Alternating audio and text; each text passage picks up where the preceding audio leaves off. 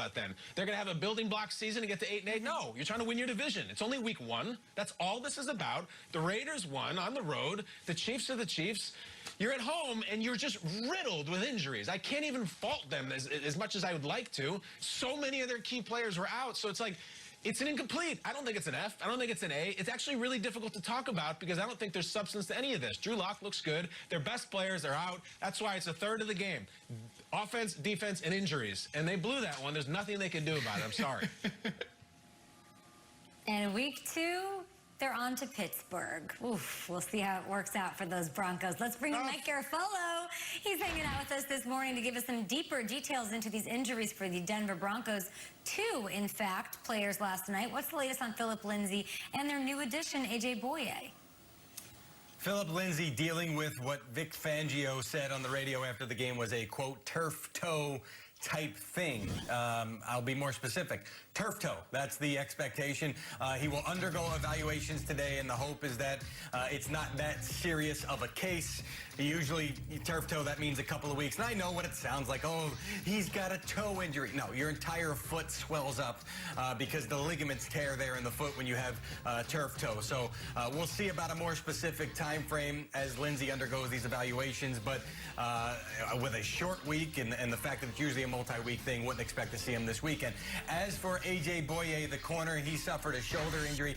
I didn't see a specific diagnosis from anyone on the Broncos, but I will say this, and you're watching it right now, that's how a shoulder dislocates. When you land that way, and some of the movements that they were making to try to get it back in place, you could see that something likely popped out there. Now, that in and of itself, you don't really know what the damage is. You've got to see with an MRI because there's associated damage with that, so we'll see what kind of timeline they put on A.J. Boye, but just looking at how that thing went down, could tell that shoulder popped out there.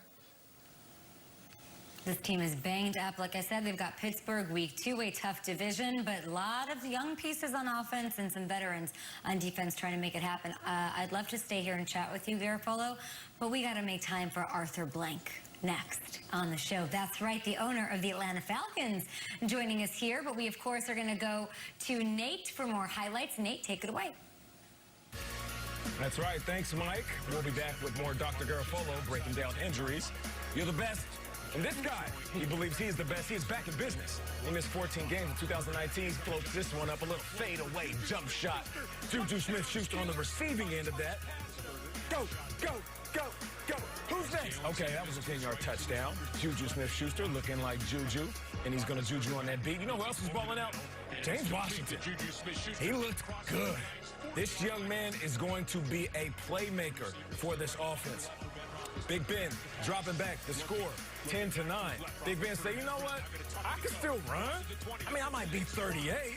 You can call me Benjamin Button. Got these young legs with a young arm. And he gives it to James Washington. Boom, boom, boom. Physical. Come on, Kyle Brandt. Stop hating on the wide receivers. We can make it to Angry Run. I know we gave Marvin Jones a look, but we got more guys that are tough as nails. Speaking of tough as nails, Joe Judge, he got his guys hitting, running laps after mistakes. Well, I guess they're going to have to run laps after this one because Daniel Jones tried to make something happen. He is hitting. Cameron Hayward comes down with the interception, and that was a big-time mistake after a long drive. An absolutely deflating moment for the Giants. And you know what? The Steelers are going to take advantage, and they do. Juju, wide open.